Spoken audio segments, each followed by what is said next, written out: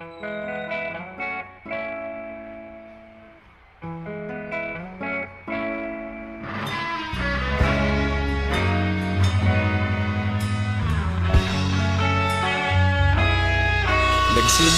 ang lahat sa eskwela, nagsama-samang 12 sa kalokohan at sa tuksuhan, hindi maawat sa isa't isa. Madalas ang standby sa cafeteria, isang barkada na kaisaya, laging may hawak-hawak na gitara, konting udyok lamang kakanta na. Kay simple lamang ng buhay nun, walang mabibigat na suliranin, problema lamang laging kulang ang datong. Sana napunta ang panahon? Sana nga ba? Sana nga ba? Sana napunta ang panahon? Sana nga ba? Sana nga ba?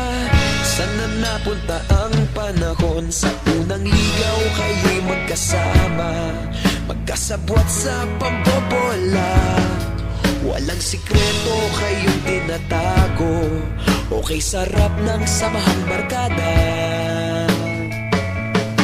Nagkawatakan na sa kolehiyo, kanya-kanya na ang lakaran, kahit minsana na lang kung magkita, pagkakaibigay hindi nawala. At kung saan na napadpad ang ilan, sa dating eskwela meron din naiwan, meron pa ngang mga ilang nawala na lang, nakakamiss ang dating samahan.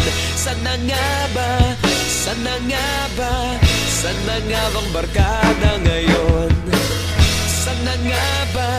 Sana nga ba? Sana nga bang barkada ngayon?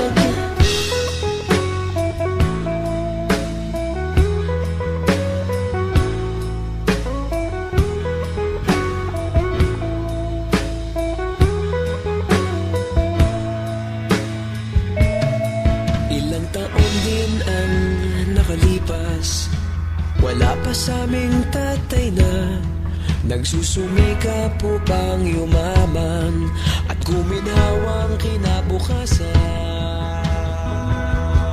Paminsan-minsan kami nagkikita, mga naiwan at natira, at gaya nung araw namin sa eskwela, pag magkasama'y nagwawala.